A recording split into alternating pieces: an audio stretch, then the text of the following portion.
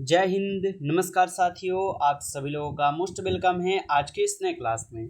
साथियों, आज के इस क्लास में हम सभी लोग जो है पढ़ने वाले हैं एसएससी एमटीएस के एग्ज़ाम के लिए मोस्ट इम्पॉर्टेंट क्वेश्चन को, जो कि साथियों आपके एसएससी एमटीएस के एग्ज़ाम के लिए काफ़ी इम्पोर्टेंट है।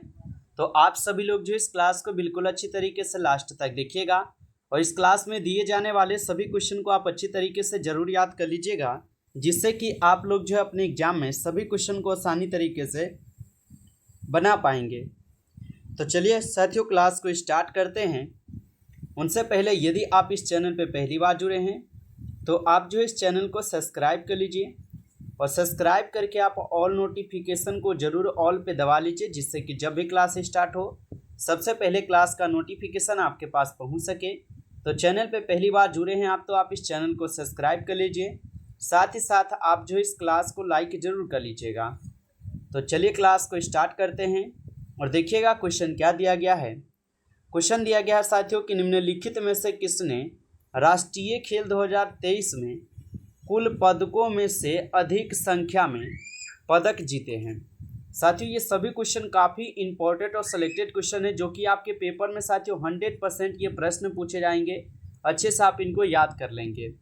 बताइए कि निम्नलिखित में से किसने राष्ट्रीय खेल 2023 में कुल पदकों में से अधिक संख्या में पदक जीते हैं। तो यहाँ पे इस क्वेश्चन का आप लोग सही जवाब ऑप्शन बी कीजिएगा साथियों, महाराष्ट्र हो जाएंगे। ऑप्शन बी इस क्वेश्चन का सही जवाब होगा। अगला प्रश्न देखिएगा, आप सभी लोग का यहाँ पे क्वेश्चन है कि रेलवे मैनेजमेंट गुरु के नाम से कौन रेल मंत्री प्रसिद्ध है। बताइए साथियों कि रेलवे मैनेजमेंट गुरु के नाम से कौन रेल मंत्री प्रसिद्ध हो जाएंगे। इस क्वेश्चन का यहाँ पे आप लोग सही जवाब ऑप्शन बी कीजिएगा, लालू प्रसाद यादव हो जाएंगे। ऑप्शन बी यहाँ पे आपका सही जवाब है। अगला प्रश्न देखिएगा, आप लोग का क्वेश्चन है कि स्पेन की राजधानी क्या है। बताइएगा साथियों कि स्पेन की राजधानी क्या हो जाएंगे। तो स्पेन की राजधानी जो है मैड्रिड हो जाएंगे। ऑप्शन ए इस क्वेश्चन का सही जवाब हो जाएंगे। अगला प्रश्न देखिएगा साथियों, क्वेश्चन है निम्नलिखित में से महाबोधि स्तूप किस राज्य में स्थित है। बताइए साथियों कि निम्नलिखित में से महाबोधि स्तूप किस राज्य में स्थित है। इस क्वेश्चन का यहाँ पे आप लोग सही जवाब ऑप्शन सी कीजिएगा, बिहार में है। ऑप्शन सी इस क्वेश्चन का सही जवाब होगा। अगला प्रश्न देखिएगा साथियों, क्वेश्चन है कि ब्रिक्स शिखर सम्मेलन 2024 की मेजबानी कौन से देश ने किया है। साथियों, ये सभी क्वेश्चन काफ़ी इंपॉर्टेंट और सिलेक्टेड और वीवीआई क्वेश्चन है, जो कि साथियों आपके पेपर में 100% पूछे जाते हैं। तो अच्छे से आप इनको याद जरूर कर लीजिएगा। बताइए कि ब्रिक्स शिखर सम्मेलन 2024 की मेजबानी कौन से देश ने किया है। इस क्वेश्चन का यहाँ पे आप लोग सही जवाब ऑप्शन बी कीजिएगा, रूस किए हैं। ऑप्शन बी इस क्वेश्चन का सही जवाब है आपका। अगला प्रश्न देखिएगा, क्वेश्चन दिया गया आप लोग का यहाँ पे कि मेट्रोमैन उपनाम से किसे जाना जाता है। तो मेट्रोमैन उपनाम से साथियों किसे जाना जाता है।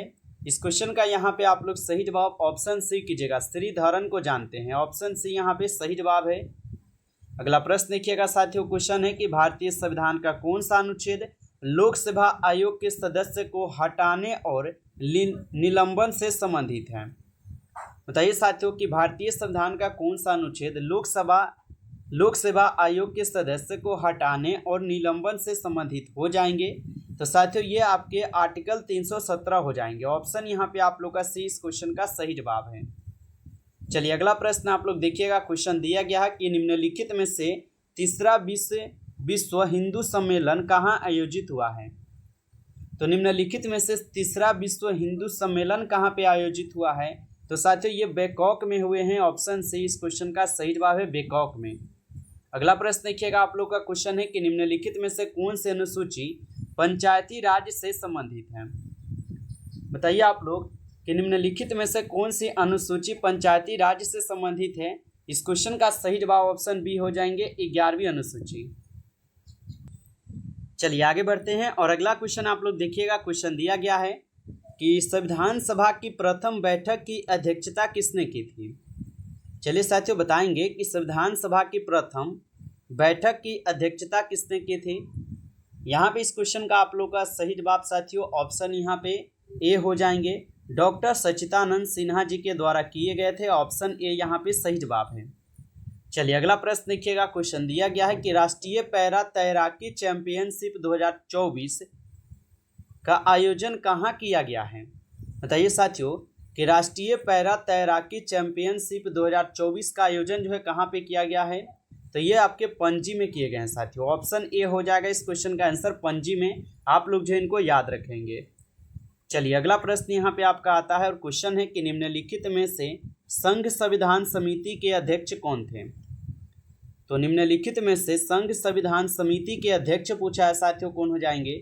तो यह हो जाएंगे पंडित जवाहरलाल नेहरू जी। ऑप्शन सी इस क्वेश्चन का यहाँ पे आप लोग का सही जवाब होगा। अगला प्रश्न है आप लोगों का कि भारत का सबसे पुराना प्रथम फुटबॉल क्लब निम्न में से कौन सा है। तो भारत का सबसे पुराना प्रथम फुटबॉल क्लब निम्न में से कौन सा है। तो साथियों ये हो जाएंगे मोहन बागान। ऑप्शन ए कीजिएगा आप लोग, सही जवाब मोहन बागान हो जाएंगे। अगला प्रश्न आपका आता है साथियों कि बैरोमीटर का प्रयोग निम्न में से किसके लिए किया जाता है। बताइए साथियों कि बैरोमीटर का प्रयोग निम्न में से किसके लिए किया जाता है। तो साथियों ये वायुमंडलीय दबाव के लिए किए जाते हैं। याद रखिएगा आप लोग, ऑप्शन सी इस क्वेश्चन का सही जवाब होगा, वायुमंडलीय दबाव के लिए होता है।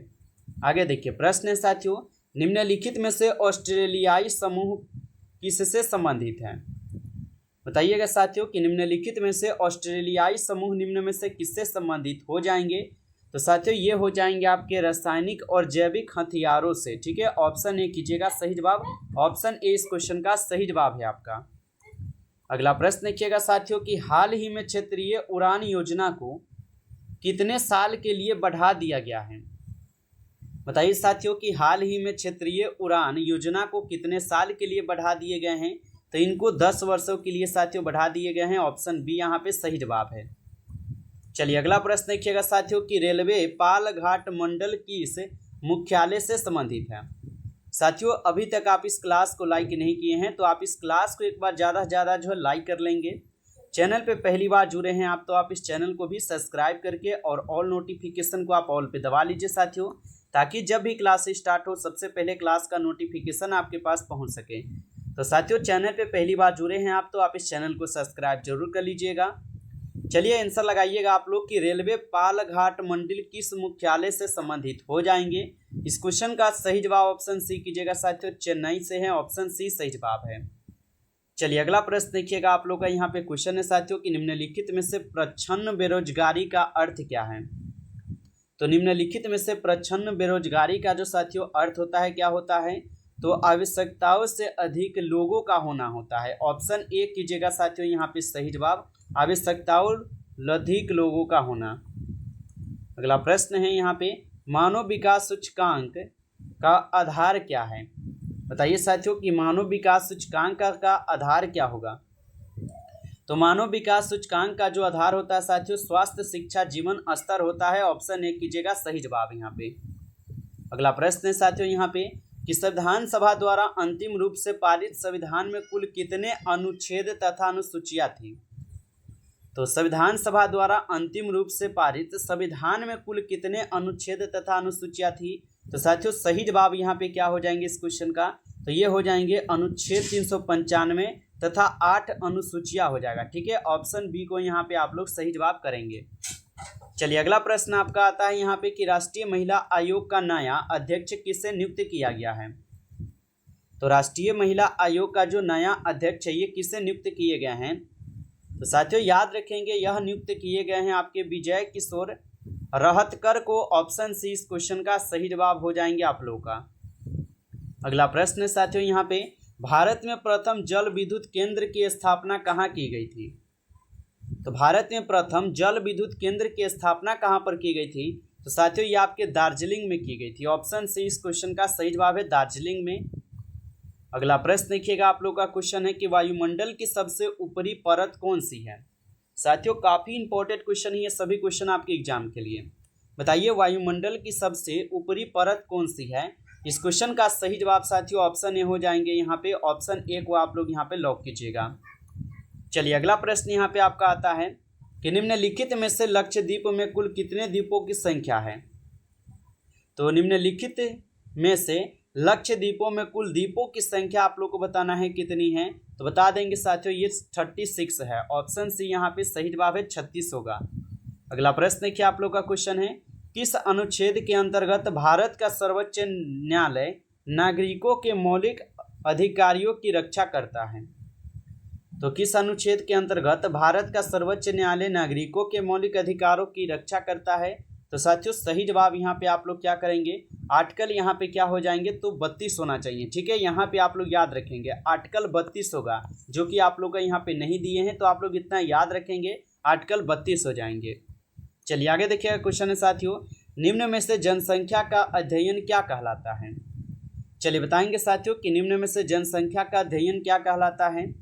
तो जनसंख्या का अध्ययन साथियों क्या कहलाते हैं, तो ये जनसांख्यिकी भी कहलाते हैं, साथ ही साथ डेमोग्राफी भी कहलाते हैं, ये दोनों कहलाता है साथियों। ऑप्शन सी होगा यहाँ पे, दोनों हो जाएंगे। आगे देखिए क्वेश्चन है आपका यहाँ पे कि किस भारतीय ने तीरंदाजी विश्व कप फाइनल 2024 में रजत पदक जीता है? बताइए साथियों कि किस भारतीय ने तीरंदाजी विश्व कप फाइनल 2024 में रजत पदक जीता है? तो साथियों ये जीते हैं कौन, दीपिका कुमारी। ऑप्शन ए करेंगे सही जवाब यहाँ पे, दीपिका कुमारी हो जाएंगे। अगला प्रश्न है साथियों यहाँ पे आप लोग का कि जनगणना कितने वर्ष के अंतराल पर होती है? काफ़ी इंपॉर्टेंट है, बताएंगे कि जनगणना कितने वर्ष के अंतराल पर होती है। तो जनगणना जो ये 10 वर्ष यानी 10 साल के अंतराल पर जनगणना होती है, याद रखेंगे आप लोग। अगला प्रश्न है साथियों यहाँ पे कि ऑयल और नेचुरल गैस कमीशन का मुख्यालय कब स्थापित किया गया था? तो ऑयल और नेचुरल गैस कमीशन का जो मुख्यालय है साथियों ये कब स्थापित किए गए थे? तो यह स्थापित किए गए थे आपके 1956 में। ऑप्शन यहाँ पे सी सही जवाब है, 1956 में हो जाएंगे। अगला प्रश्न देखिए साथियों, क्वेश्चन है कि विश्व पशुपालन दिवस जो है कब मनाया जाता है? तो विश्व पशुपालन दिवस साथियों कब मनाए जाते हैं?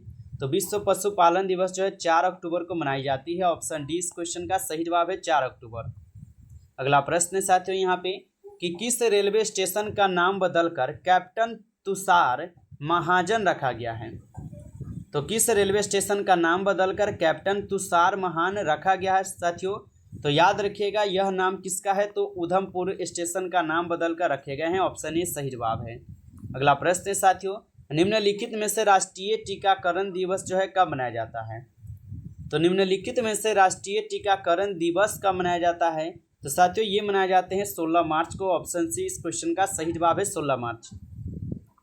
चलिए अगला प्रश्न आपका आता है यहाँ पे कि G20 शिखर सम्मेलन 2022 की अध्यक्षता भारत ने किस देश से ग्रहण की थी? तो G20 शिखर सम्मेलन 2022 की अध्यक्षता भारत ने किस देश से ग्रहण की थी? तो साथियों याद रखेंगे इंडोनेशिया हो जाएंगे। ऑप्शन सी यहाँ पे सही जवाब।